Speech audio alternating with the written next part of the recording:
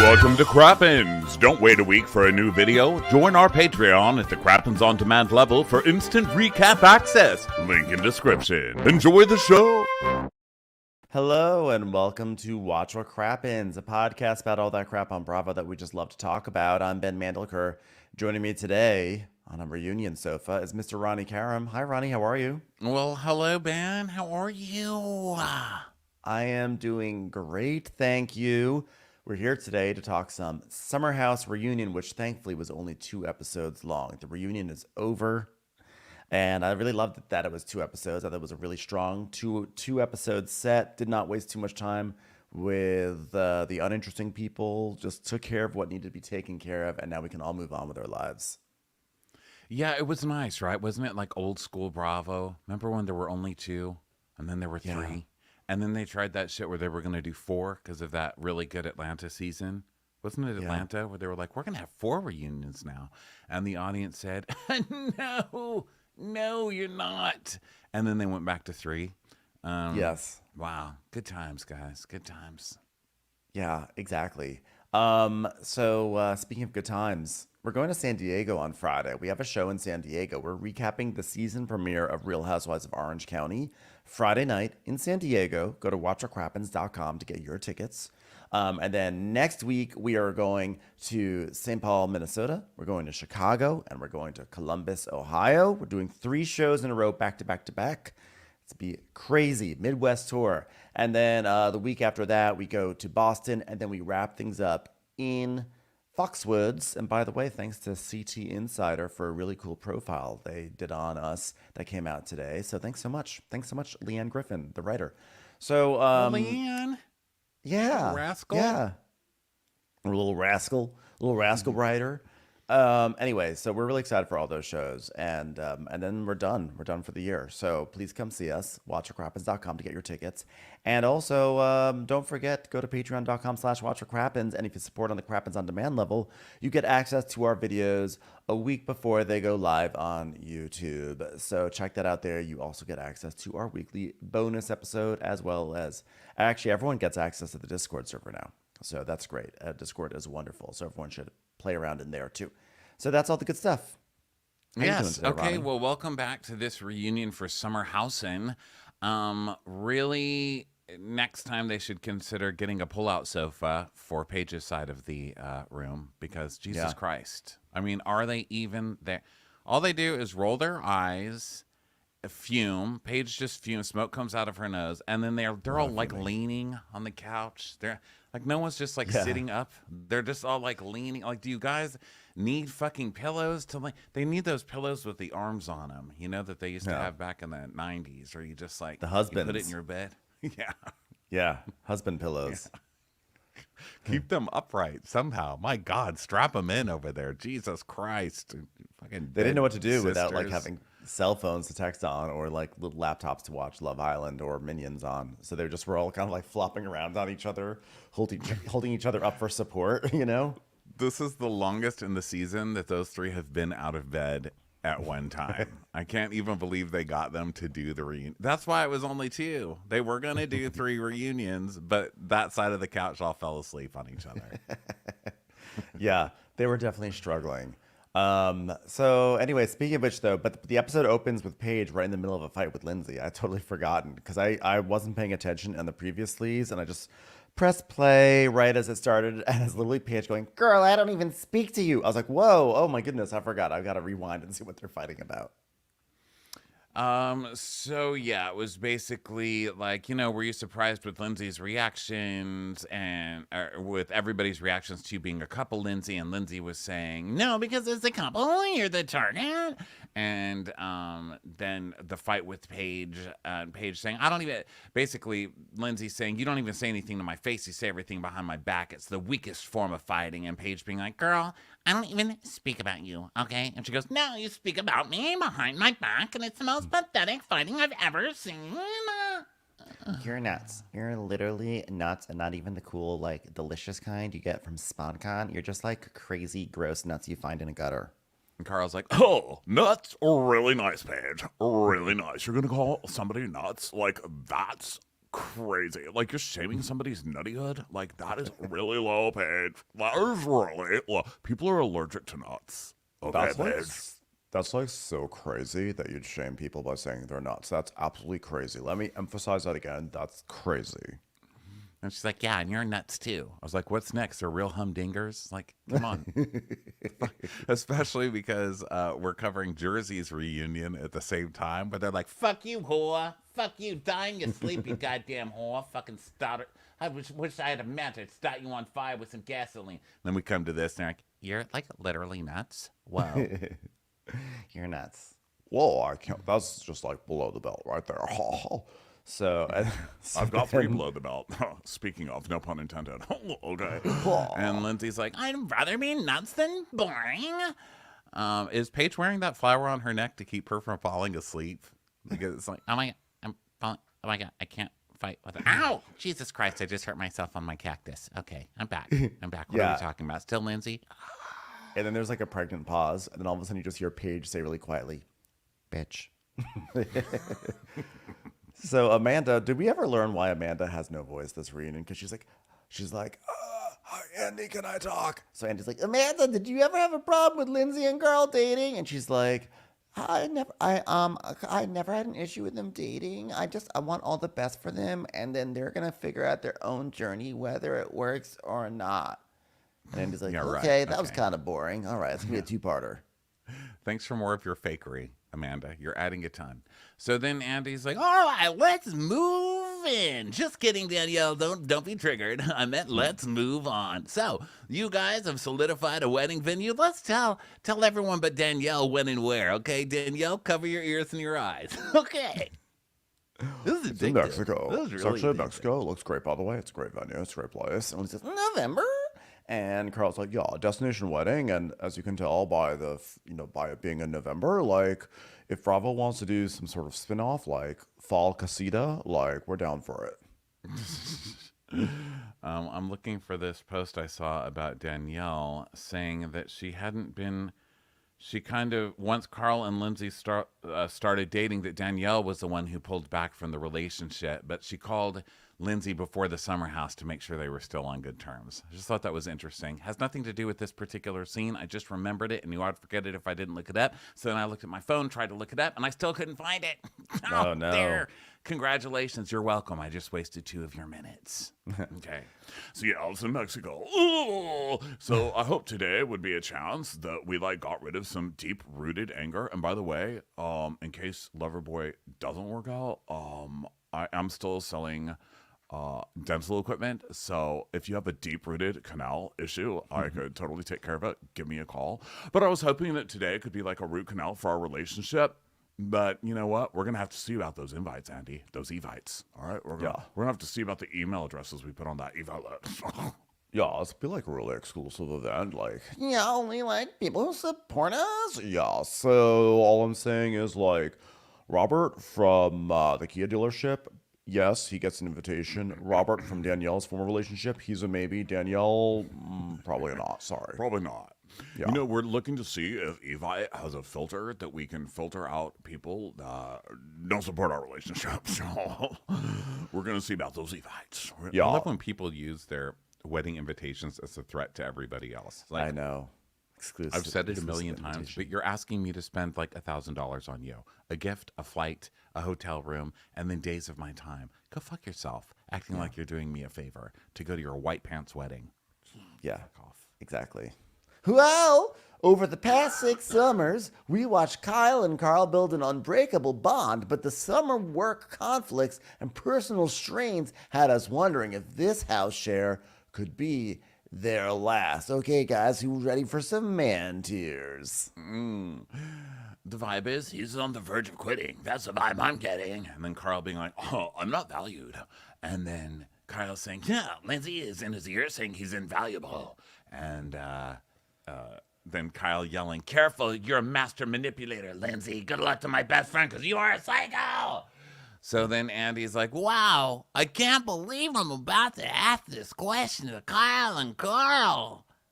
What's the status of your relationship? Or as we say on Grindr, sup? Sup? Well, like clearly there's like been a change in the friendship. Like, let's be honest, it's complicated when you work with friends or when you like are employed by friends but actually don't do work for them. It's hard when you're changing your lifestyle and like adjusting things and trying to figure out like, are you a Kia Sorento guy or a Kia Telluride guy? Like, what is it going to be? Like, it just came to a head, you know, while I was getting head from Lindsay too, which was convenient. But like, I took a lot of responsibility because like I didn't open up to Kyle as much as I should be coming into last summer, and didn't open up to Kyle very much. I literally didn't, you know, go to work. So like, you know, he's given me a lot of opportunity in life. I didn't open up to Kyle, just like I didn't open up the door to Loverboy and walk inside to do my job there. But Just like didn't he means open a up lot my work emails. Yeah, so Hold on, Andy. Hold on. He means a lot to me. He means a lot. Kyle does the crying where he puts his fingers under his eyes and then he pulls Yeah. up. He's like, oh my God, I'm hanging my eyelids right now, Andy. You're gonna be hung. You're gonna be getting to the town square in the Western. You're about to be hung, eyelids. Oh, just kidding. You're okay. We're not gonna hang you Yeah. after all. Just don't rob a store anymore, eyelids. Okay, stop robbing. the new stores. flavor of Loverboy is gonna be Kyle's tears. So Andy's like, he's like, Kyle, is that a fair assessment of where you guys are today? And Kyle's like, well, I knew the work stuff was getting challenging, and like his role was already shifting into events and market driven as opposed to VP of sales, and like it was difficult because he thought VP of sales meant that he literally was going to go sailing every day. But it's just more like, you know, I was doing my best to give him like insane leeway, and I just was trying to figure out what to do. And like last year, I kind of felt taken advantage of. well, why immediately blame Lindsay's influence for his work progress? And Sierra just looks to Paige and they give each other evil smiles. They're like, what are you two even doing over there? You don't say anything. You just sit there and give each other dirty looks about everything. Say, do something. Okay, you're out of bed. Make the best of it. You know, So- get a Keurig on set. I mean, at least do that. You know how they don't even make their own. Get a coffee. curry on set? A Keurig. Oh, It's like, I thought you meant they should like you're make out of some bed. curry. No. Like, Are you kidding? They won't even make their Keurig. We already learned that from Andrea. They were so shocked to see coffee. They're like, oh my God, coffee. Someone in a ate pot. me a cup. That's insane. was this up someone's Literally butt nuts. in Dallas? So Carl's like, well, I can see how you would think that like Lindsay was in my ear. And yeah, and tell him that like I wasn't in your ear. She was not in my ear, not in your ear at all, not at all. Like, so I can see how it sounds like that. And Carl's like, yeah, but it got worse. And he goes, well, you know, like I come home and I vent, and she like hears these things because I basically come home and I'm like, babe, and she's like, babe, and I'm like, babe, and she's like, babe, and I'm like, babe, and she's like, babe. So you know, like I vent. Yeah, you know, she sees things, but I make my, sorry, I was kind of slipping into Kyle there. I make my own decisions, so please don't make it about Her. Don't make it about her. her, Lindsay. Don't make it about her, Lindsay. Well, she also complained about your salary. Really? I have a flower on my neck, so I dare anybody to try and climb over the fence of my shoulder to get to the yard that is my head, because I've got a fence made out of a flower and you're all gonna die. So try. So Amanda's like, well, when I was at work complaining, like, I just want to say, like, you know, Kyle's giving me advice to support my needs, and like, you know, you don't know what the other employees or bosses are dealing with, and I just like tried to explain to Kyle that like you have to vent to Lindsay because like that's your relationship, Kyle, and then like Lindsay's giving advice based on what Carl is saying to Kyle, Andy, avocados, guacamole, and Lindsay's like, that's right, and guess what my advice was? I was like, you need to talk to Kyle, and you need to threaten to start making a sport of tossing him in bars because he's a very short person, and you deserve more money or I will kill his Lindsay. Yeah. She's like, I said not to blindside your best friend. That's all I ever did. I stood up for Kyle. I said, if you're going to quit, then you have a discussion with Kyle. No man of mine will just quit a job. And also ask for $30,000 more. So Kyle is like, it's like, yeah, I can appreciate that. I can relate to it. And so Amanda's like, so Kyle, do you want to apologize to Lindsay? And he's like, I apologize for pinning that on you. And Amanda's like, so Lindsay was like not in his ear. She's like, thank you. This is the great exoneration. Thank you very much for this. Thank you very much. I'm sorry, okay? Because again, it was me trying to simplify a complicated issue. You know, it's like when I pull out a screw gun to put together IKEA furniture. It's just you're not supposed to do it. It never stays up. Okay, I don't have one bookshelf that's still together. I was like, okay, now I can see it's not just Lindsay. It's not just Lindsay. He looks around confused. I love that this whole thing is about yelling that Carl is programmed by Lindsay, and meanwhile, Amanda is literally in Kyle's ear in front of all of our faces telling him exactly what to say. Yeah, And Kyle's just exactly. like wide-eyed going, okay, whatever Amanda said, that works for me. Yeah, Lindsay's in her ear. God forbid, in his ear. Like, wow, who could ever allow such a thing to happen? So then Andy moves on to the whole thing about Kyle venting in the Hamptons about Carl.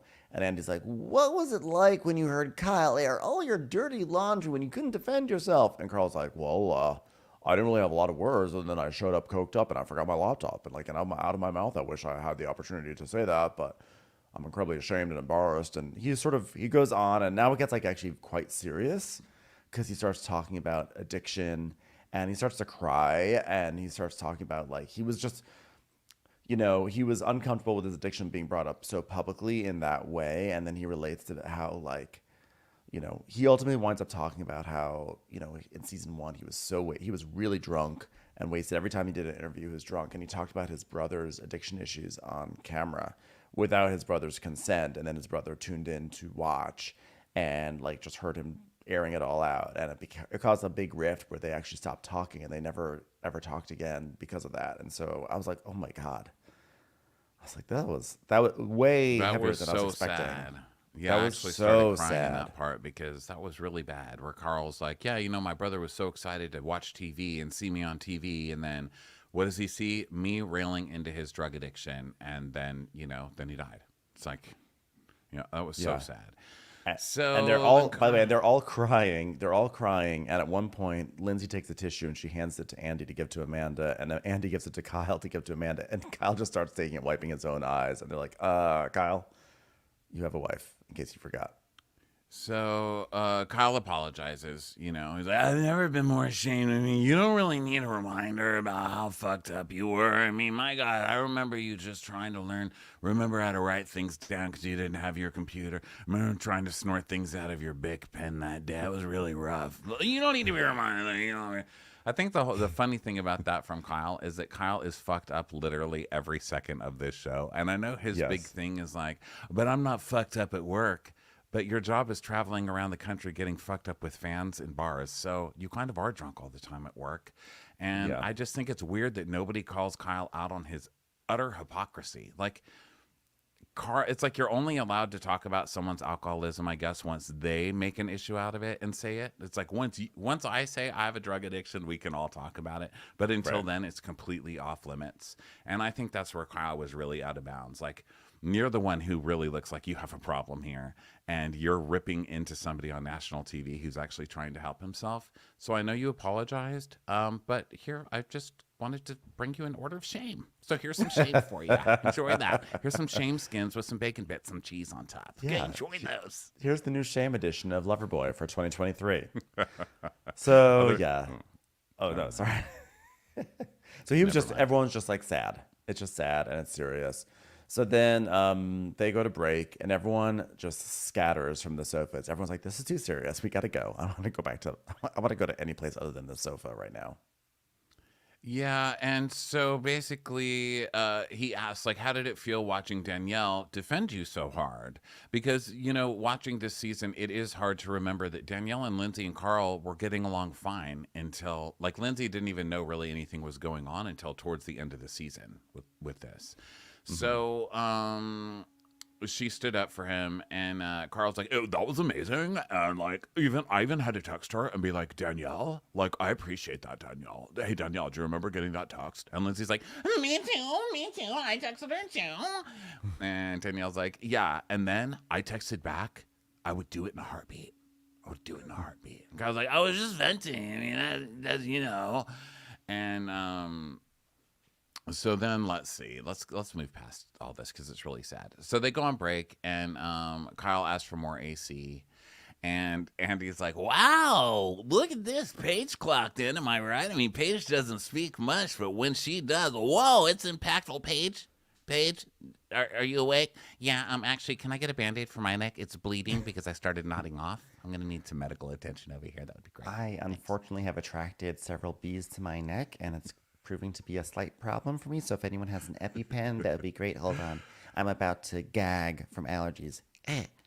Andy, I don't want to criticize the job you're doing, but I'm extremely bored. I'm going to go ahead and change my outfit. I went on Amazon and I bought some barbed wire for my neck collar. So I'm just going to go make that fashionable really quick. Okay? Yeah, just going to make it hot. Yeah. So now Corey shows up backstage and he like walks. He sees his name on a dressing room door. He's like laughing with his big open mouth. And Sam He's comes got in. a fade. I can't with Corey and his fade. I can't. Okay. I can't with literally Corey and hate anything. everything about this person. Okay. I'm I know. just surprised he didn't come in covered in a little yellow paint from painting smiley faces on something and calling himself an artist. That's all we're really missing from this reunion from Corey. Seriously. So then Sam comes in. She's got her dress is like that pink frilly dress. And she goes, this dress is made for movement, and specifically the sort of movement you make when you're fucking in Montauk. Am I right? What? Did I just say that? Huh? Is that me? Crazy. And Corey's like, I didn't know there was something even under that dress. And she goes, oh my God. He thought I was going to like just sit on the tassels without wearing underwear. Like they would be in my vagina right now. Like you are. Every day. Twice a day sometimes. 3 times. Love it.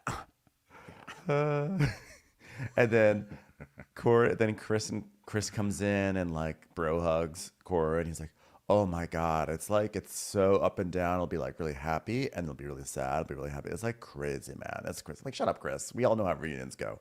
So then now Carl and Lindsay are backstage, and Lindsay's like, are you feeling uncomfortable right now?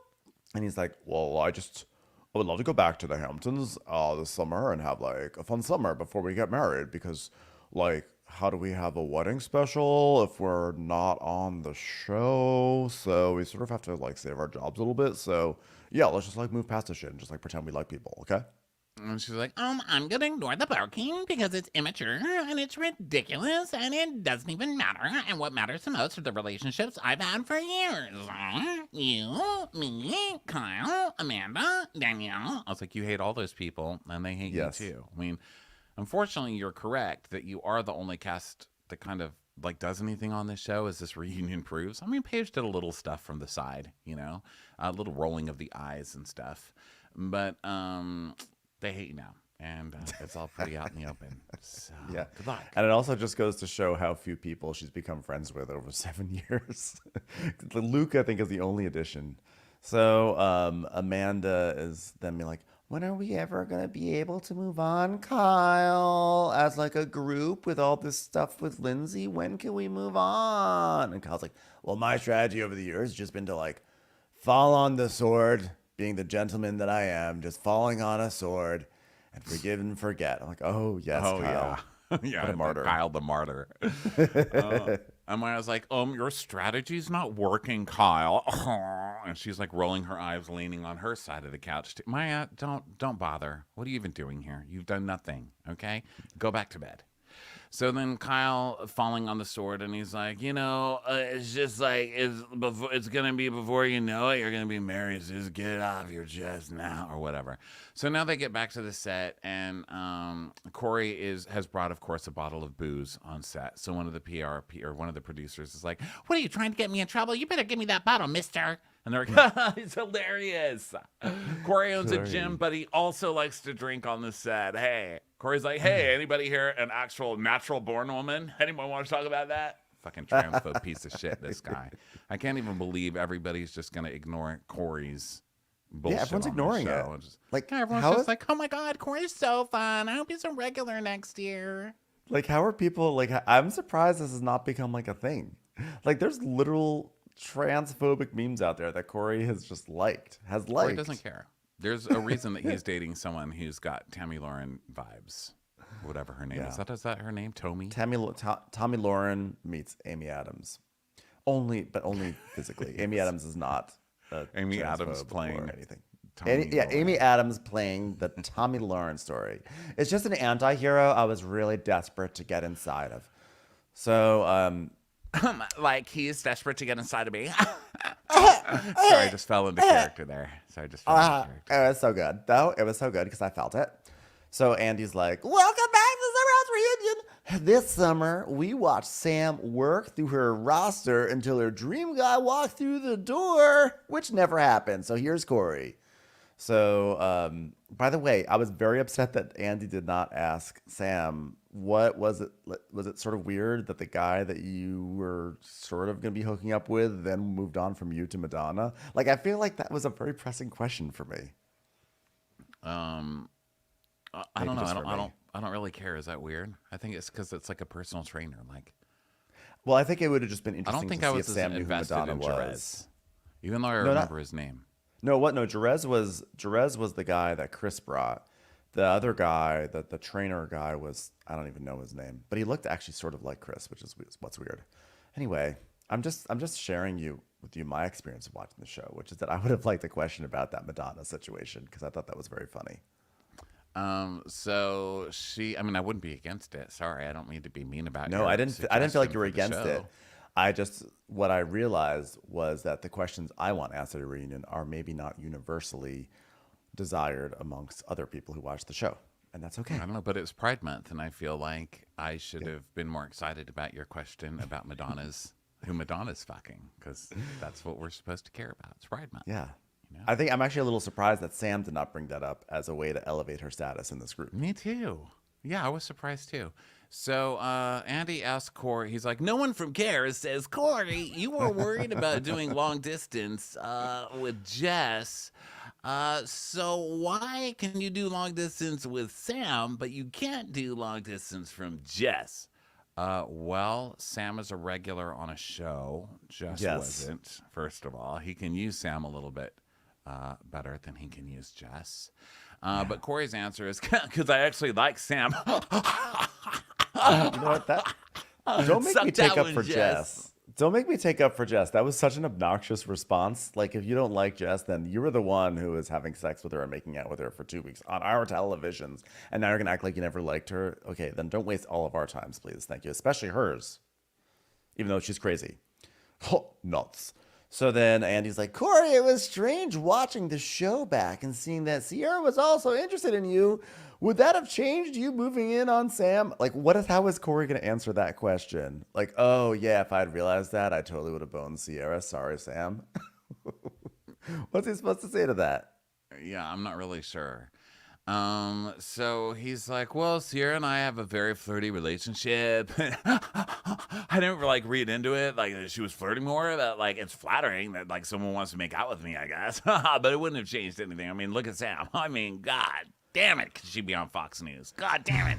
And Andy's like, so Sam, you described Corey as someone who stopped texting you the second you catch feelings. When did you know that was incorrect? And then she tells this story that she told in an interview. We talked about it when I saw the interview because it's just, she tells it in the exact same way. It's like this girl showed up prepared to be on the TV and make this love story. Yeah. And make this her bachelor moment. She's like, well, at first he was like, I took so many photos of the summer and I was like, show me these photos. But then like he needed an excuse to talk to me every day. So he would just like send me one picture every day. And to this day, I still get a picture. Roll the footage. This is like Princess Di shit, everybody. Roll the footage, okay? So they do, and it's just pictures of them licking each other's tongues and stuff. Like, you narcissistic fucks, okay? Okay, in theory, that's sort of a romantic thing. Like, no, I'm going to give you a photo every single day. Okay, it's been 274 days since Labor Day as of today. That means this reunion was shot like maybe 30 days. You guys have taken 240 photos of yourselves over the span of like a few weekends. You guys are crazy. Now, I guess maybe they may counter and say, no, it's only the days that we're apart. Still, that's ridiculous. You should not have that many photos of yourselves together from the amount of time you spent together in Summer House. Case dismissed. And the case, of course, is you're not narcissist, and that is dismissed. You are narcissists. You're a narcissist. Also, the whole, like, every picture they're licking each other's tongue. I mean, just the physical act that takes to hold the camera lick each other's tongue and make sure you both get in the shot. It's like the least romantic shit that I've ever heard of. You It's guys, this is almost, these selfies are almost as sad as the selfie that Lindsay took in the hospital with Carl, where she took, she took a picture of herself sleeping next to Carl. right. She slept walked. She was like, she did it all in her sleep. But the thing is that's also funny is that like I can imagine them running up a toll of photos if every time they take a photo they take like 5 or 10. Like let's see which one's the best. Let's see which one's the best. But then it's like they kept all the takes and he's just still sending different takes every day. Like that's what I'm imagining is also happening, which in that theoretical situation, which I feel like has a 90% chance of accuracy, is also crazy that you're just still sending every single different take. Like, oh my God, today he sent me the photo again of us like at the club, but this time my tongue was like a little bit more to the right. And it was just like so hot.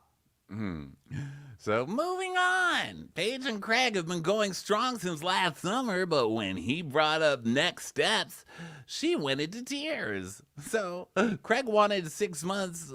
You started crying, Paige. What's up with that? He wanted to 6 months to get engaged or whatever. And she's like, well, I don't know how long this show is going to be. I'm not dating Craig past this show. I don't know if I really belong on Southern Charm. So, I'm just wondering about his usefulness as a prop, Andy, because let's face it, I'm way too good for him. That's what she was saying in my head. Because Yes. in real life, I can't make sense of what she's actually saying, which is like she really cares and she's scared of getting older. And, Yeah. she's wanna get really older. serious about Craig. I think that I was so traumatized by that news that I just made up my own stuff to make Paige seem as smart as I think she is in my head. Well, people don't talk about how scary it really is getting older and growing up. Do you realize that like someday I'm going to have to shop for Craig at a Van Heusen? That's scary. That's very scary for me. Have you ever walked into a Tommy Bahama? Terrifying. Being a plane ride away from my family is very scary, Andy. And he's like, well, can you see how your reaction might have made him nervous? And she's like, absolutely, Andy. And he's like, your mom's is, let's ask a question. Mom's lasagna from Is Better Than Craig's Lane Pillows says, why is the only path forward, Paige, moving to Charleston, which is clearly giving her anxiety? Why can't he move to New York City? She's like, I think that I know him so well. He wouldn't do well in New York, mostly because he's an idiot. Have you met Craig? Craig Have you ever would seen get him try robbed to... every 5 minutes. Have you ever seen him trying to walk through a turnstile? Do you know how many times he's doubled himself over just not realizing you have to scan first? The poor guy. He doesn't understand it. He tries to ride it like it's a bull in Saddle Ranch, Andy. It's embarrassing. He thinks Central Park is a farm because there are horse-drawn carriages there. He threw a fishing line into the subway track, Andy. He's literally an idiot. Okay. He thought the Statue of Liberty was Patricia Altschul and asked it when he could come over for dinner. He walked over to the Statue of Liberty and offered it a stick of deodorant, Andy. Okay, he's not welcome here. He calls it Thou Schwartz. He says he wants to go get some pho. And I said, what? And he's like, from Pho Schwartz. That place where Tom Hanks danced on a piano in Big.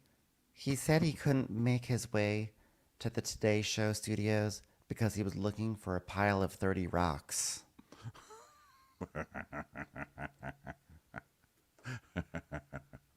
The first time he came here, he was arrested because he wouldn't leave the Al Roker window of the Today Show, Andy. It was humiliating. He was literally plastered up against the window.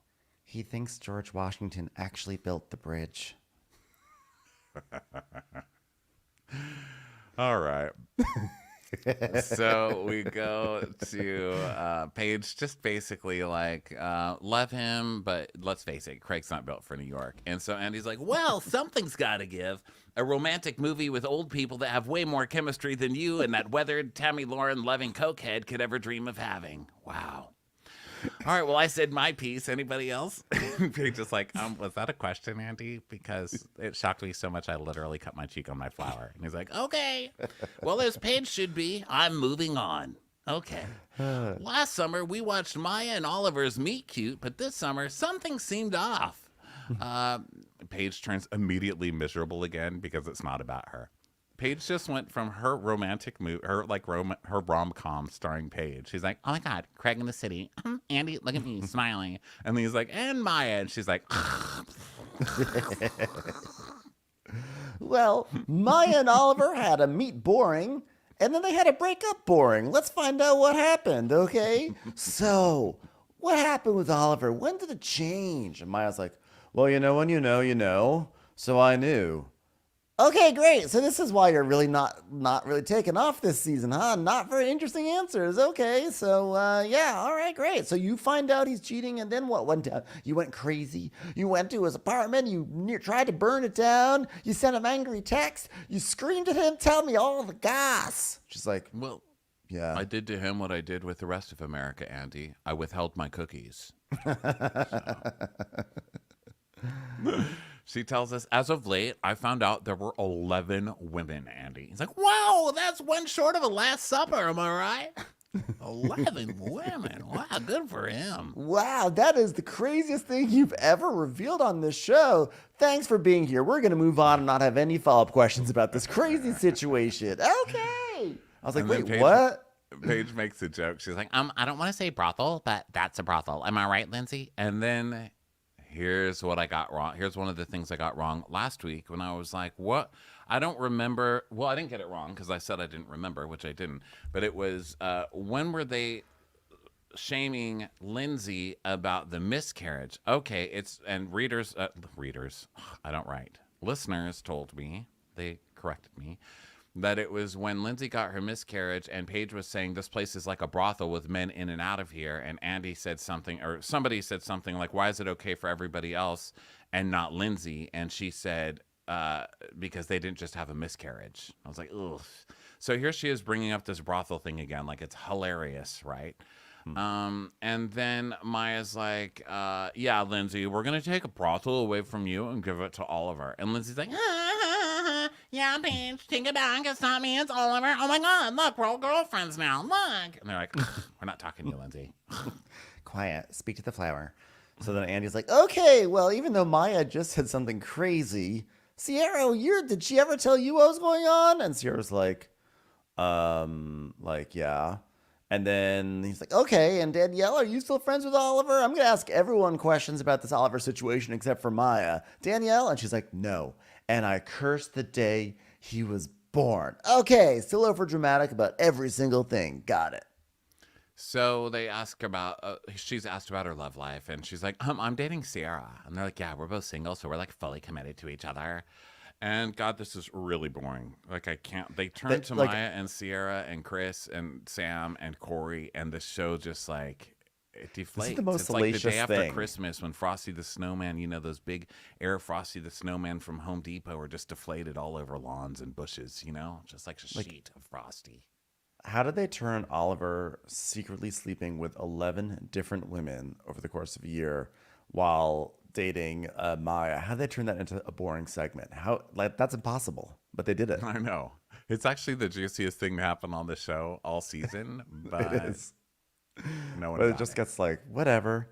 So Andy's like, okay, well, Maya's relationship wasn't the only one to come to an end. Danielle, let's get into what happened with you and Robert. All right, so looking back at the summer, did you two feel like you were growing apart? Because he seemed totally over you.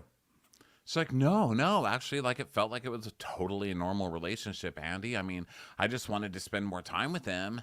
And then we see clips of fun-loving Robert just being like, This is fun. Driving to the Garfield, Hamptons. more lasagna.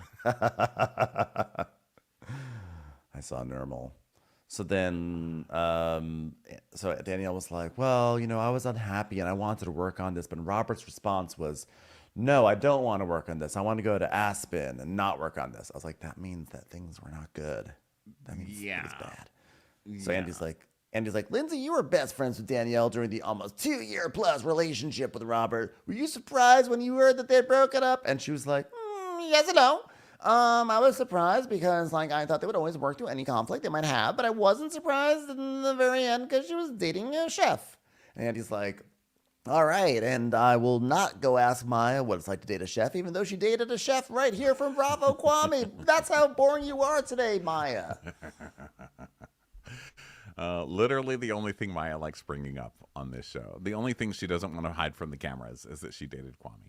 So Andy's like, so Danielle, do you feel like you were projecting your relationship issues with Dave from Garfield onto Lindsay and Carl? And she's like, no, I would never do that, Andy. My relationship has nothing to do with me not wanting my best friend to have the happiest relationship. And Andy's like, do you believe that, Lindsay? And she goes, listen, I spent a lot of the summer and I fell into like a deep dive into what went wrong. And like projection was a part of that for me. It was. I mean, come on, Danielle. And Danielle's like, why would you even say that? But by the way, Danielle, projecting is not often a conscious thing you do. She's like, I would never do that to a friend. It's like, that's not, you don't really control that. That's the whole point. That's why people say you're projecting, because it's like, oh, it's highlighting, it's giving you awareness of why you're having a certain emotional reaction. It's not like you say, hey, I want to say this to her because I'm feeling it too. So it like kind of shows a total lack of self-awareness because she was clearly projecting. Well, they're trying to actually have a decent conversation here, but no one will let them. The people on this show need them fighting so badly, and they love that they made it happen. And this scene, this is where it starts making me crazy, because Kyle and his side of the couch will just not let a makeup happen, right? So she's like, well, Danielle, I thought that you were afraid you were going to lose your friend. That's what it looks like to me. And Carl's like, that has nothing to do with Robert. Can I just say something? Can I just... No, shut the fuck up, Mullet. Yeah, don't okay? say This anything. isn't your relationship. You hate everybody talking about your relationship, your terrible fucking relationship. So just shut up and let other people talk. So Carl's like, both you and Carl in your confessional said the reason she thinks we're moving too fast is because of her relationship with Robert. You both said it. You both said it. And Carl's like, oh, you know what? My dad. And so Carl's like, yeah, so you know what? I genuinely didn't see red flags. And Carl's like, yeah, Kyle says this, right? He's like, I was curious, so I called up Robert because we were like talking business. And so I asked like, hey, how was last summer? And he was like, fine. And I was like, like, were there problems in your relationship? And he was like, well, we had speed bumps, but, the three amigos had nothing to do with my relationship with Danielle. And so you both need to know that because you both said that it was like, what are you doing? I don't Nosing think into other people's fucking relationship and going to someone's ex-boyfriend, which, by the way, Danielle gets really upset about when Carl does it in a couple of minutes, but it's totally fine with Kyle doing it. Yeah, they're all, and I just don't think any of them understand what projecting is. Actually, only Lindsay seems to be the only one who understands it. Obviously, Danielle's relationship was going down the shitter. She was feeling a certain sort of way. It's not that she wanted to drag Lindsay and Carl down because she was jealous of them. It's that she was, she was feeling a certain sort of way. I think maybe they keep on bringing up the fact that, like, well, Danielle moved in with Robert really quickly. How about that? And I'm like, yeah, and look what happened there, everyone. Maybe that's why she's having this reaction, everyone. I think she was friends with a couple, and the couple became a couple, and then she felt left out of the couple. I mean, I think it's pretty clear, like whether that is her fault or their fault or whoever's fault it is, like it's clear that she felt left out, right? Right, but I feel that's 100% correct, but I think that the degree of her reaction was somewhat informed by what was going on in her relationship. Like, I don't know if she would have felt as left out if things were not going south with Robert. I think she was feeling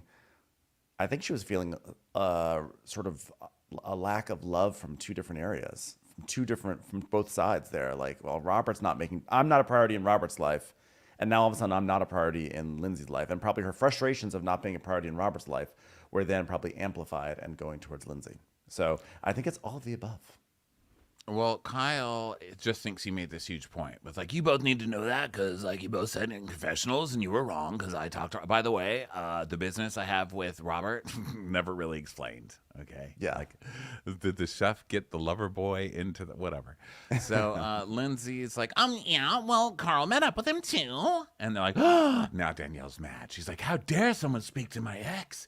And Carl's like, yeah, like he said a similar thing to me too, which was really cool. And he was like, does Loverboy Spritz pair with filet mignon?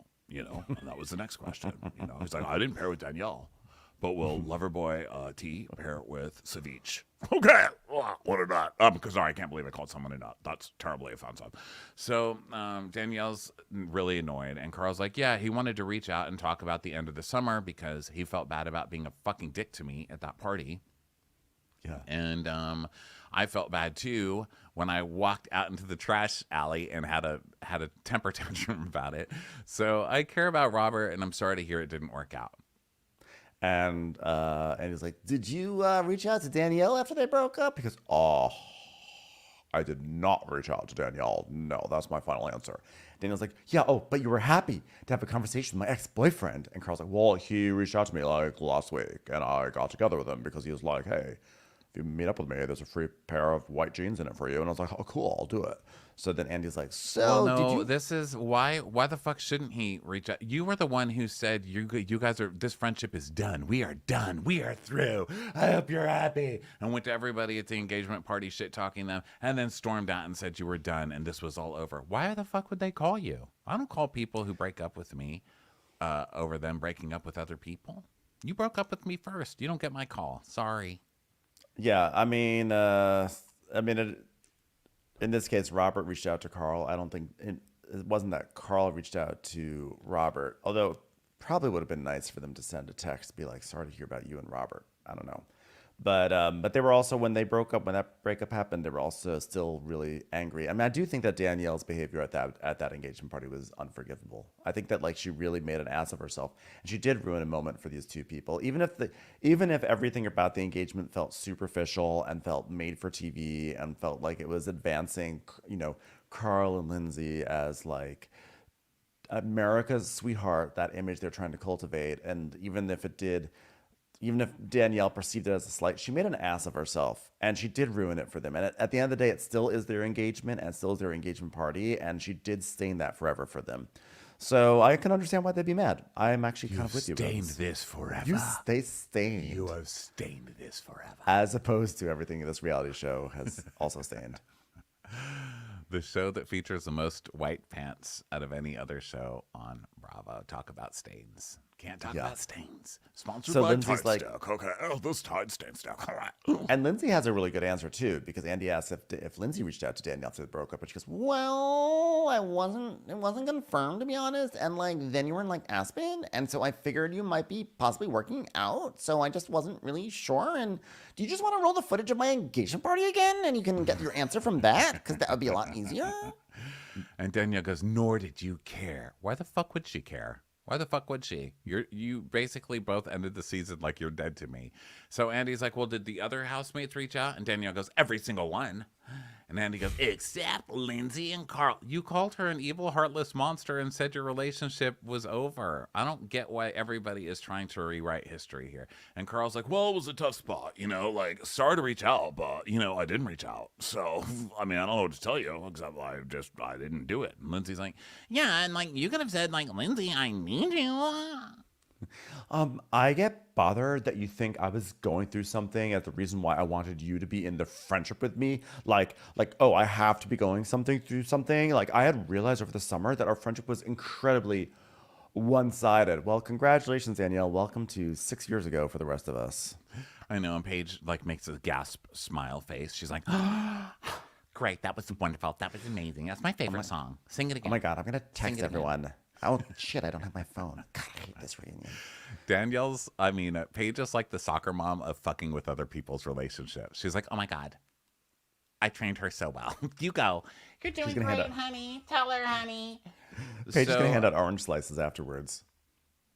you had the saddest soccer team I've literally ever heard of, by the way. Whenever we talk about soccer teams and you bring up orange slices, I always am like, poor Ben. I just wish I could go was back in yours? time and help I him. had a very I had a very cool soccer team Sounds that I like quit. it. I quit to watch the Smurfs. I was like, I always tell the story. I could have been a jock, okay? At that formative intersection when I was young, I was doing soccer on Saturday mornings.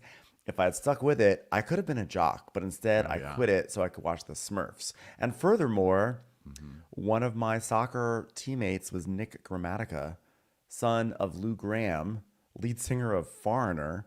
If I'd stuck with it, I could have basically been a member of Foreigner, guys. Pretty much.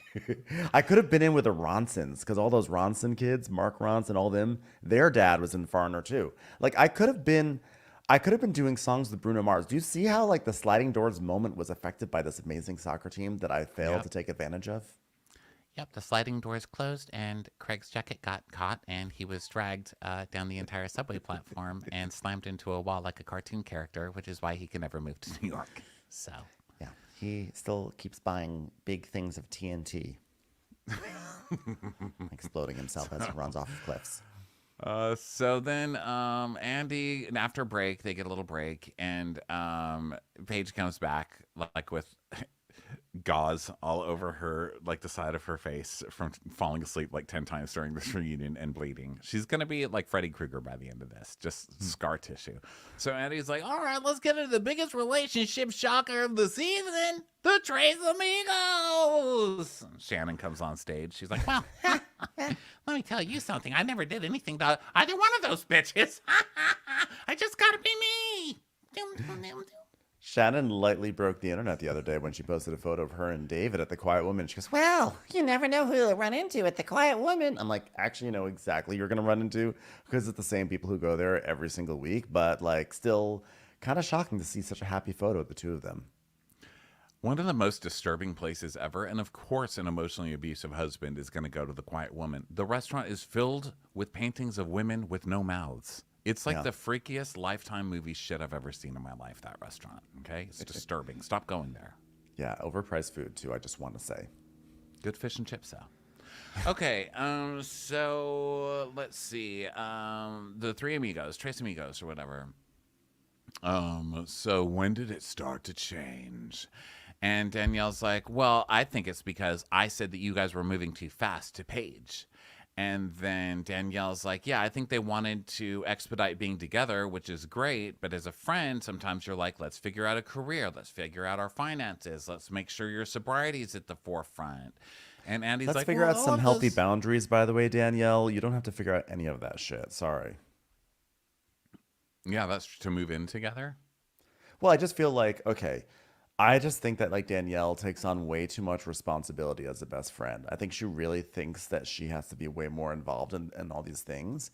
I think it's one thing to say, you guys are going a little too fast. Why don't you like, maybe you should take some baby steps considering that Carl is new in his sobriety. But when she's like, as a best friend, I have to say things like, why don't you figure out your career? Why don't you figure out your finances? It's like, you know what?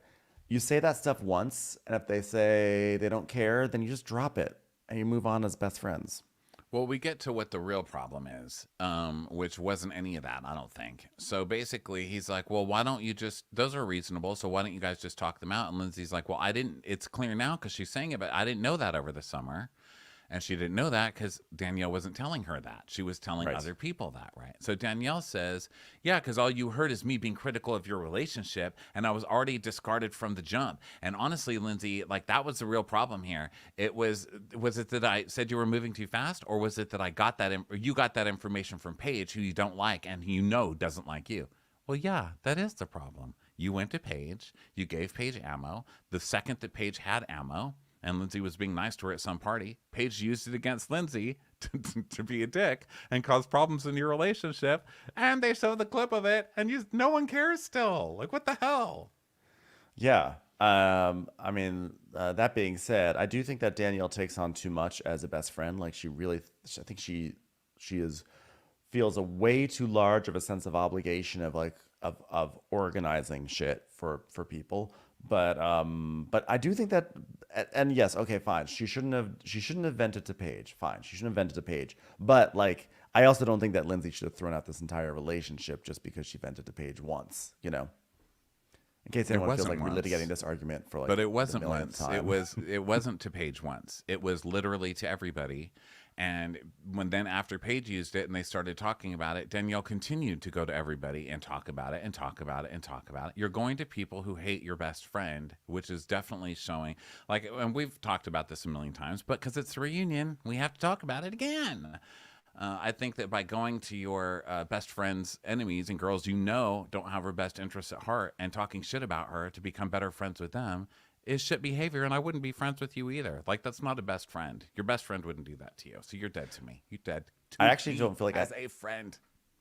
I actually feel like Andy Cohen summarized this entire thing like really, really well later on. So I'm not even going to bother going down the path again because at the end of the day, I'm just whatever Andy says at the end of this episode is like I think pretty accurate to what happened. Well, he basically, we see the clips of stuff, and then Danielle's like, by the way, Paige, that was messy as hell. Do not ever throw me under the bus like that again. And Paige is like, some She of my literally best work. Thank you. laughs. Paige is like, yeah, it was great work. Thank you so much. Lindsay's like, so Lindsay's saying like, yeah, no, I heard everything from everybody else. And Danielle's like, but it's those girls especially because if I had said that to Sam or to Gabby, you would not have had that same reaction. And Lindsay's Yes, like, Danielle, that's the point, you dummy. Why are you acting like that's completely unreasonable? She's not admitting that that's unreasonable at all, which is making me crazy. She's like, oh, you're just mad because it was Paige. Yeah. so Danielle's like, I'm just trying to have a relationship with everyone, open relationship with everyone. And my responsibility is not always to have the same enemies as you do. It's not Except having the the thing same is, enemies. You were talking shit to her enemies. She's not saying you have to be enemies with them. She had no problem with you being friendly with them. She was fine with you being friendly with them. It's you talking shit about her to them. I actually don't think she was fine with her being friends with them because I do think that Danielle is the sidekick. She's not the best friend. She's the sidekick. And so as a sidekick, you do have to have the same enemies. And I think that was a fundamental mistake that she made was trying to be friends with other people outside Well, of maybe the Lindsay normal wasn't fine ones. with it. We know from Lindsay's personality that most likely she wasn't fine with it, and this would have manifested in some way down the line. But Lindsay hadn't said anything to her when she saw her talking to the girls. She didn't say, don't hang out with those bitches or anything like that, you know? Yeah, I think Danielle, the reason why she's so angry is the slow dawning that she is a sidekick. And that's what this was. That's what all of this is coming down to for Danielle is the realization that this was not a best friend situation. This was a sidekick and the dominant one, sidekick and alpha. So Paige is like, Danielle is like never allowed to be friends with us, and then she like became friends with us, and like that is the problem. So by the way, Danielle, I just want you to know, I got you a flower for your neck. It's really small. It's basically a dandelion. It's a weed, but I'm not saying you're a sidekick to us, but I did get you a T-Mobile sidekick, which is neither here nor there. But nobody cared until you purposely went to Lindsay and threw Danielle under the bus to create the problem. You brat. Okay. She's like, yeah, that was the problem. You started the problem, Paige. They literally just showed the clip. So Andy's like, okay, let me ask you this. You were very offended. She said you were moving too fast. Why were you upset? And she's like, A, she moved in with her boyfriend after 2 months, so that was hypocritical. And B, I've known him 7 years, and we've been through so much together. And C, I got the taco contract. I got it. And Danielle's like, and then who do you think you were talking to when you say that? I've been through every single thing with you. I'm like, well, it's not like Lindsay's getting engaged to you, Danielle. I mean, the logic doesn't really make sense. So Lindsay goes, "Oh yeah, like what do you think what's gonna happen? I'm just gonna like move out? Like we just moved in together. I was gonna be like, oh, Danielle thinks we're moving too fast. I'm just gonna move out now. Sorry, girl." And Gabby goes, I think the issue is, Danielle, that she didn't hear it like directly from you. And she goes, yeah, correct. And Lindsay goes, how many more ways can I say that same thing, Gabby? I mean, come on, Gabby. I was like, wow, don't snap at Gabby. Jeez. Like, Gabby's just trying to help. Gabby needs to say something, okay? They're not asking Gabby about tennis. She's got to say something in this reunion. Yeah, exactly. Well, Batman from Returns says, were you really upset with Danielle, that Danielle wasn't playing the role of your supportive best friend anymore and instead talking to the ops? I felt like you were just pissed off that Danielle had main character energy and you lost your little soldier. So Paige is cracking up like, ops, that's so funny. I love when people use new slang and it doesn't take off, but it tries to make it happen in a reunion. That's just like classic. Can I just point out again, that side of the couch is so miserable. They just show a shot of that whole side of the couch and they're all like, it's almost like the lazy version of the musical Chicago. You know how Chicago opens and it's all the ladies in jail and they're like in different poses? You know, it's like one's like this and one's like this against the bar. Except this, they're in just various poses of lying down. You know, like one's like draped over the couch like this, and one's draped like this, and the other one's slouched back, just not letting her head go down so she doesn't decapitate herself on a fake flower. Yeah, on the optics, that side of the couch is really doing a bad job. I have to say. So Lindsay is like, she's like, well, it wasn't a role we played with each other. Like, it was a multi-season, multi-year best friendship. It was like not a role. It was like a 6-season contract to be best friends, and then it expired. You know, it's like a lease. Sometimes, like, buildings just have leases and businesses close down on them, and Danielle's lease was up, okay? So Andy asks, like, come on, guys, don't you know why Danielle felt left out, Carl? I mean, you told all those people flying in, you told all the guys, Chris and Corey knew. Amanda's like, Wesley Stripes even knew that. Andy's like, it seems huge that Danielle's like the only person you didn't tell. And he's like, well, I promise I wasn't trying to hurt you. Oh. He's like, but clearly it was a decision you made, Carl. And he's like, well, Kyle was the only one. And Chris, and everyone who flew in. And Lindsay's like, that's a lot of people that he told Andy. He goes, that's my point. Thanks. Paige is like, yeah, that's what he's saying, stupid. It's like a lot of people do, except Danielle. And Andy's like, yeah, that's everyone but her. And Lindsay's like, yeah, but he like told everyone but the girls in the house. And Andy's like, so you don't trust Danielle? And Carl's like, well, I didn't trust any of the girls in the house. And Andy's like, is Danielle any of the girls in the house? She's one of the Tres Amigas. She's aligned with the other girls in the house now. That's it. Those girls don't like Lindsay. She doesn't like them. And Danielle has proven that she is now aligned with those girls. Why in the world would he tell? Lindsay would have killed him if Danielle ruined this. Or Danielle came to say, listen, he's going to propose and I don't think it's time for you to do this. Or whatever. Anything's a possibility, Danielle, I think that's definitely a conversation Danielle would have had with Lindsay. By the way, when has Danielle not she would have gone to totally done somebody that. immediately? You know what I mean? And tattletaled. Like Danielle has always been a little tattler. Yeah, I think that she would say, I'm just saying I feel like an engagement's coming up and I just don't think you should do it. She would have done it in a way where she could say, I didn't say anything. Yeah, she would have been like, there are big steps that are about to be taken, and I'm just not really sure that you should be taking those steps just yet. And I just want you to know that you can say no. There's no pressure to say yes when these steps arrive. But that being said, he did tell Kyle, and Kyle is also one of the biggest tattlers on the show, much larger than Danielle. So that's true, but Kyle's also one of his legit best friends where I don't think Danielle is.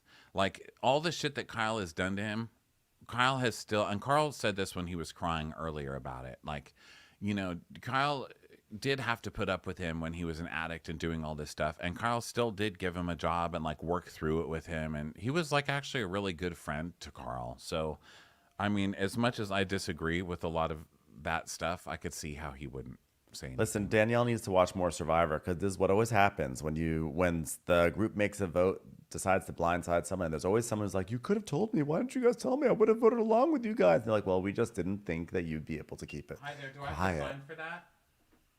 Could you just leave it? Oh, can you just leave it? You have to sign for that. You can just leave it. Ronnie's getting a package, My name guys. is Rondell Karam. Ronnie Karam. Could you just leave the package, please? That'd be great. Yeah, it's looks okay. great, by the Just way. leave it right there on the front. Thanks. I'm upstairs This doing looks a live great, by the stream. way. Thank you, man. Yeah. I appreciate it. Love it. Hey, I just leave my package right here. Is that okay? So sorry, you guys, but it's like from Apple, and it's like a big thing, and I It's didn't kind want of a big deal. because I've been waiting for it. So Kind of a big deal right now, and I just like didn't want to tell Danielle it was arriving because I just didn't tell any of the girls that thing from Apple was arriving today. I'm sorry, that was so unprofessional. But damn it, you can't plan when this it's shit's going to Crappens. happen. And now we're doing these all on video, so we can't just press stop. We can't. It's fine. People get packages in life. Okay, everyone understands what happens. This is not the Oscars. We're allowed to get a package in the middle of the podcast. Everyone Ben, will survive. thank you no so one is much. unsubscribing. If you're unsubscribing because of this, then you're just as bad as Lindsay and Danielle right now in this fight. Well, now we're on YouTube, so I can be like, hey guys, this is the unpackaging I just got from Apple, and it's a new VR headset called Vision, and I'm actually gonna see what Lindsay's dream life is, being on People magazine every day without Danielle. Wow, Lindsay's dream life. That's like literally a vision of love, and it was all that I meant it to be. Wow. So anyway, my point is, Carl would tell Kyle, even though Kyle's a fuck up, because he considers him a real friend. Whereas I think Danielle was probably, just I don't know, Danielle's just I think Danielle's Danielle, being you faced know? with a lot of. I think Danielle is being faced with a lot of uncomfortable realities of her position in life and what people view of her. I don't think that she's realized this. I don't think that she's realized that people don't necessarily trust her with information, that she is a sidekick to Lindsay. I think this has all been like tough pills to swallow. Understandably, I actually would not take that away from her. I think it's really tough. I do think Lindsay was a shitty friend to her. But I think that Danielle has really fucked up too. And I think that Lindsay got the ball rolling, but Danielle, she just spiraled out of control, and it's rough. It's rough for So her. Andy's kind of sticking up for like the Danielle side. He's like, I just don't get why you would just treat her like one of the girls and not tell the girls anything. Like, I don't understand that. And Lindsay's like, Andy, he told her he was ring shopping and she screamed into a pillow. And we see a clip of that. And Carl's like, Yeah, I mean, when we were talking and I shared that I was ring shopping, like, did you go at that point like, hey, I'd love to help you plan or anything like that? Like, I would love to be a part of this or anything. and she's like, why? We were just trying. And Andy's like, no, hold on. That's a good point, Danielle. That is actually a very good point. And she's like, well, I would have no way of knowing that you were planning an engagement. The conversation was literally about ring shopping. What do you think Yeah. it's for? You did know. Stop lying, you know? It's bad enough without you being a liar about it. Of course you knew. You were being an asshole, an unsupportive asshole about it. That's the whole point. Just cop to it. Yeah, and he's basically like, yeah, like what I wanted for us, like, I just wanted to be a surprise, and I just like wasn't feeling comfortable to share it with the girls in the house, and like I know you were looped into that, and like that you weren't looped into that, and I was like, it's like fucked up, but like I did it because like I did what was best for like a surprise for my engagement that I've been planning since June. When I found out officially I was coming back to the show, I needed to make a storyline for myself. I needed to plan it. I needed to arrange with People Magazine. Like I've been working really hard on this. Okay, like I've going to be shooting a commercial with Marshalls, I'm sure. And it's going to be the Summer to Remember sales event for Lindsay and Carl, America's Sweethearts. So, like, I couldn't have you fuck any of that up, okay? And she's like, well, I was just screaming into a pillow to get through to you. Like, I didn't have disdain for you shopping for a ring. Yes, you did. I was just frustrated with how we got to this point. Okay, fair enough. We had always had the best intentions with you in my heart. Do you not think in your heart of hearts I don't want you to be happy? No. You screamed into a pillow, and then at the engagement, you went pissed off talking to every single friend of hers that flew in about it. So why in the world would she think that you would be happy or that you were happy? You were giving no indication to anybody, including the cameras that were recording you for national television, that you were happy for them. So, Right. Well, I mean, I actually do think there's a subtle point here, which is that you can be happy for someone, but also think that people are going about something the wrong way. She may not, I don't think she was happy for the way they were doing it. I think she's happy that they're together, but she also thinks they were being foolish for running into it. And she was getting frustrated that they didn't seem to realize that they needed to like go slower, which is different than not being happier. But what she didn't realize is that you can say you're happy for someone, but by talking shit at that person's engagement party, you're going to take away their happiness. And so you can't say you want to be happy for someone by actively removing their happiness. one, you can't say, you can't question that someone would think that you're unhappy for them when you're walking around literally scowling and being unhappy Yeah. for them at every turn. Like, If it they're- just if doesn't they're- make any sense. If they're receiving reports from friends, oh my God, Danielle was talking so much shit about you, I would also think that she wasn't happy for me. So now Carl's mad, and he's like, look, I feel bad you weren't included, all right? Like, I felt uncomfortable, you know? Like, but I'm sorry. Like, there are plenty of girls who get engaged, and the best girlfriend isn't included, and they're still happy for their girlfriend. And Kyle's like, the difference is they weren't in the same house. Shut up, Kyle. Nobody's fucking talking to you, Kyle. And Danielle's like, and you don't think I can keep a secret? What am I, 5 years old? You have literally never kept one secret on this show. Never. What are you talking about? What show are these people watching? And so Lindsay's like, you acting 5 years old this season. And Andy is like, well, did you really think she was gonna tell? And Carl's like, I was in the hospital 2 days before I proposed, okay? I fainted at a Tim McGraw show, okay? I've got a lot on my brain, okay? I've been planning this since June. This is like my fucking engagement / storyline / endorsement deals, okay? I want to make it special, okay? And I'm sorry you weren't included. Yeah, he's like yelling. He's like, not everyone is included in everyone's proposal, Danielle. And she's like, oh, so you don't give a shit about me? Is that what you're saying? And Lindsay's like, it has nothing to do with you. Yeah, it's not about you, Danielle. And he stands up and he's like, I wasn't going to be like, oh, I'm not going to tell Danielle so I can ruin our friendship. I mean, like, I feel badly, but this is me and her. And Maya makes a face like, oh my God, Carl's like crazy right now. Carl's like standing up right now. Can you believe he stood up? So Andy's like, he's like, okay, her spinning out at the party to all of your friends aside, and that is a very big aside. Do you, Lindsay, do you understand, given your years of friendship, why she was so upset? She's like, no. Danielle's watching the engagement party. Okay, well, not going anywhere there. Danielle, watching the engagement party back. Would you change anything about your behavior? Because it was really mortifying on a network of really mortifying behavior by people. Well, the way the whole couch is like, oh my God, Lindsay's answer? Oh, can you believe her? Oh my God, you guys. And Danielle's like, well, here's what I would have changed, Andy. I would have changed my outfit. I would have changed like my drink that I was drinking or like the amount of people that I had talked to maybe. So we see a clip of her going to like literally everybody going, I didn't know a thing about this until like an hour ago. And she's like, maybe I would have just talked to one person instead of 3 people. I mean, I don't know. It wasn't malicious, Andy. Okay. I was beside myself. I was hurt. And in my mind, I would have loved to be the person to organize it. And he's like, you would have liked to be involved. And guess what that's called? It's called consequences. Okay. So I hope you enjoyed those on your tier parade. Yeah, I don't see Danielle. This is where she loses me because it's like, I know you would have loved to have organized it, but that's not owed to you. It's just not owed to you. Okay. Like, sorry, your ego got bruised here. It's just not I understand why she feels hurt because her worldview is such that she interprets this in a really hurtful way, but it's time for her to readjust how she views the world. Also, and so, girlfriends aren't included in the engagement necessarily. They're included in the bridal shower and the party, you know, the bridesmaid stuff. Like if you're going to be maid of honor or stuff like that. Yeah. Right? Yeah. So anyway, she's like, well, I was in the sidelines in the bushes. And Lindsay's like, well, it got back to me all week what you were saying to my friends. So can I say something? And then Danielle's like, well, in a million years, I wouldn't want you to think I was making your engagement party about me. Danielle, you literally made it about you to every guest that flew into the party. We saw you talking to like every best girlfriend of Lindsay. Like they just showed a clip of it. Like how is she still going on? Like none of this ever happened. I hate the argument of like, I would never do that. You should know I would never do that. And I always think back, all the way back to Kyle Richards saying that to Camille Grammer.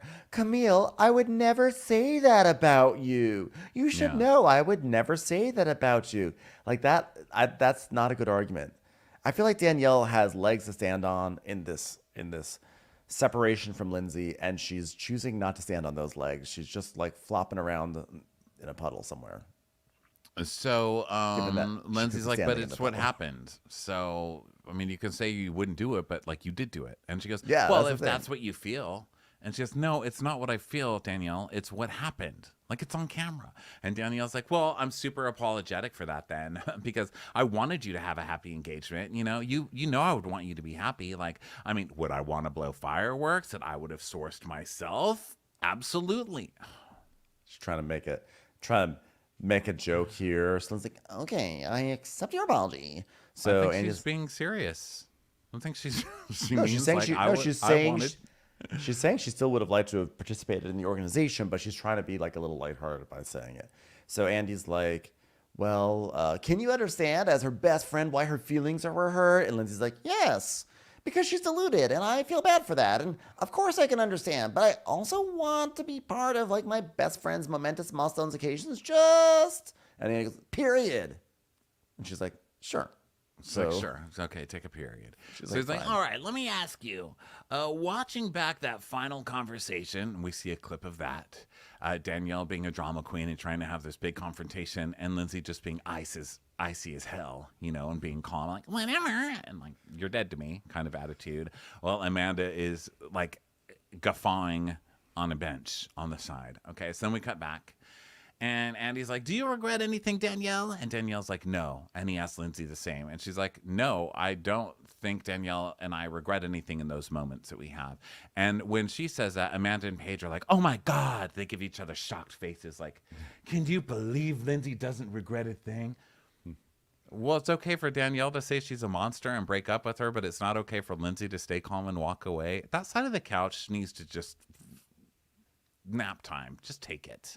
Just take it. I think that's what they actually want. Yeah. They literally want that. So Danielle's like, so you don't regret. And I was less upset about the couch. I was more upset with Danielle's reaction because Andy, like you said, Andy asked Danielle if she has any regrets. She goes, no.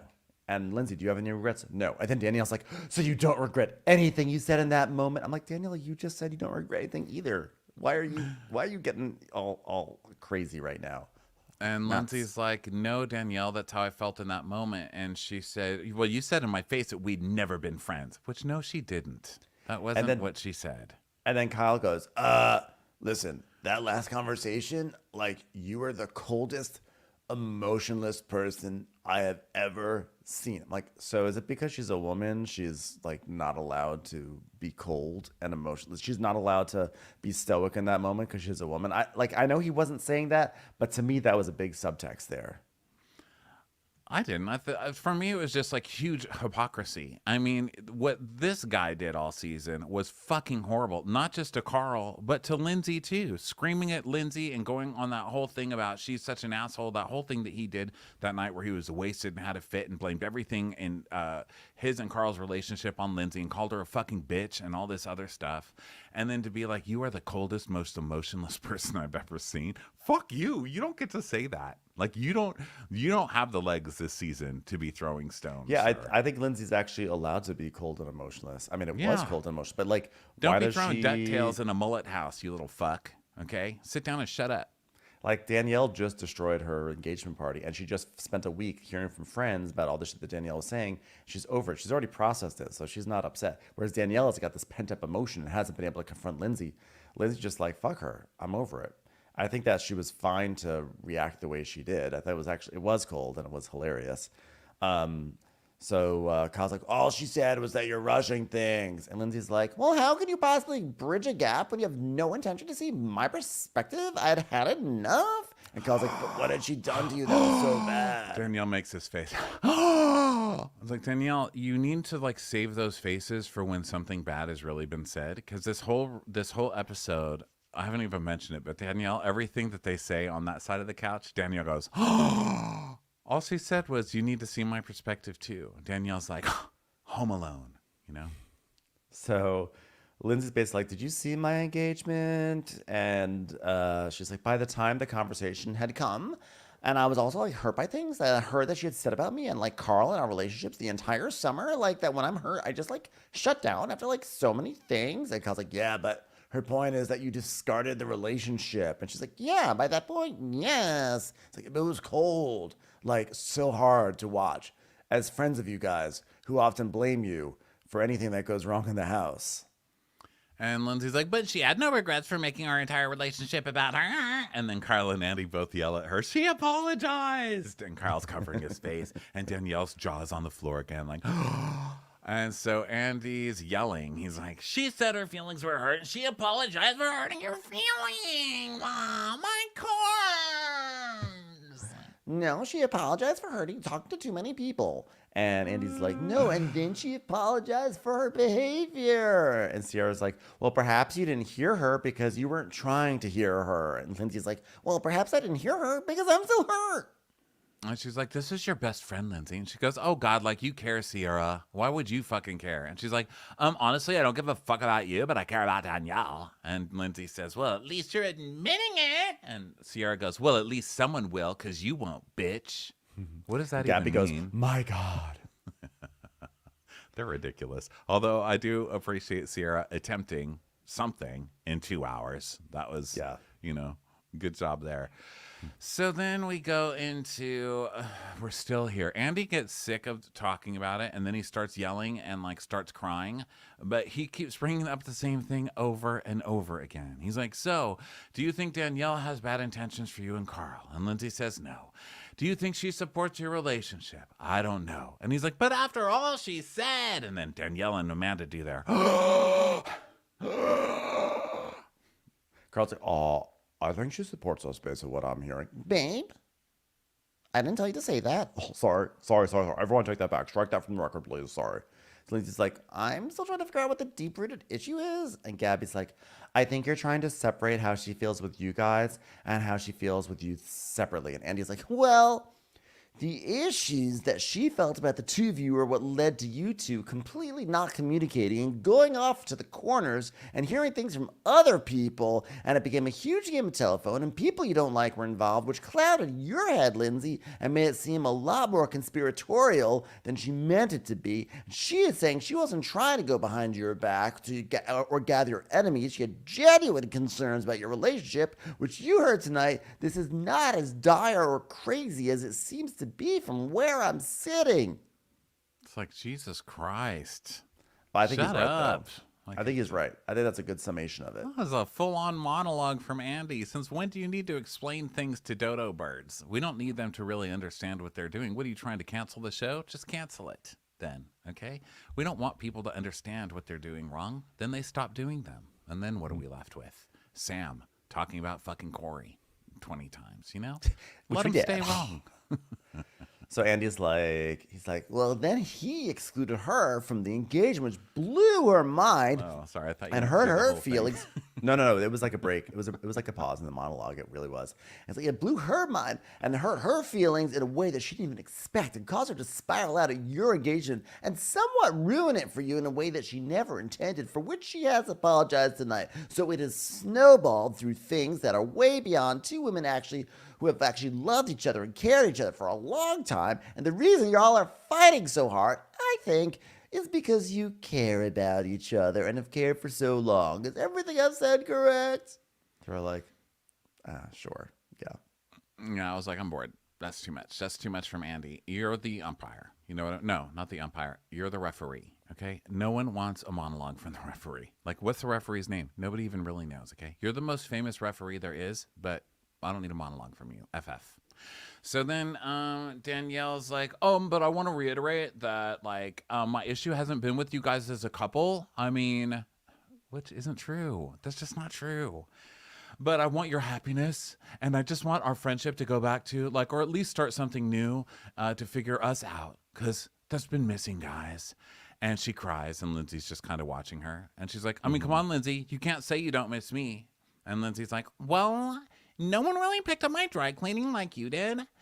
And we got off track, but our bond is very special, and I'm really hopeful that we can find a version of that after this, because it really is hard actually having to go down the elevator to the doorman to pick up my Uber Eats instead of you doing it for me. And they're like, oh, wow, that counts, Lindsay. That counts. Everyone's like, wow, that was really heartfelt. So Andy asks Kyle, he's like, you're the ringleader of the group. What do you think? Do you think there's a path forward? And he's like, I'm optimistic. And, I don't think you throw away this thing because people can't get along. I just want people to party over the summer. Can we just party, please?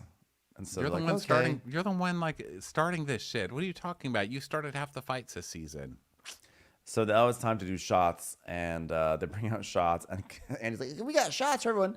Carl, we got you water. I'm like, could you give him some Sprite or something? Can you help the guy out? Just because he's sober doesn't mean you just got to give him the saddest thing. Andy does not approve of sobriety. He's like a total anti-sobriety. He's like, well, Kyle's refusing to drink alcohol, so we got him a shot glass full of sand. All right, let's all watch him do it. Enjoy that, Carl.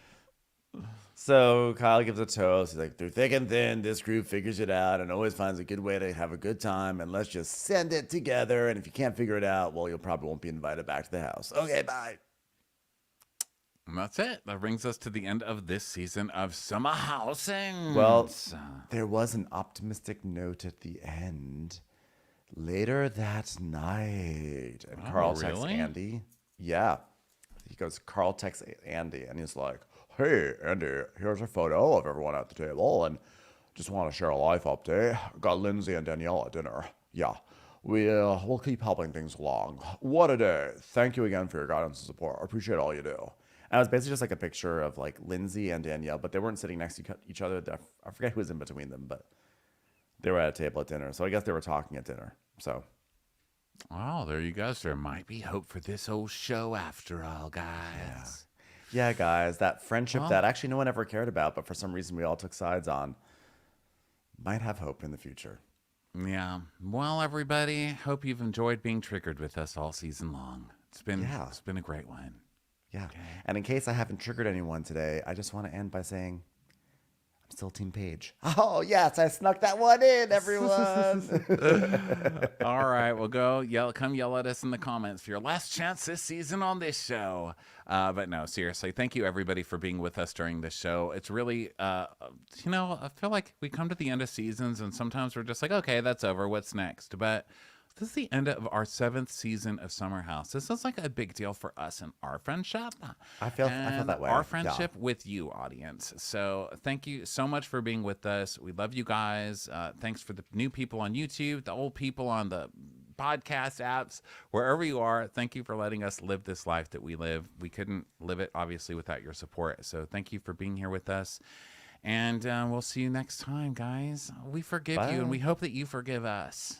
Okay. I'm just happy that Summer House is still in the air and that people care about it this much, because there was a time when people thought we were crazy for caring this much, but now we all care. Thanks, everyone. Have a great one. Bye.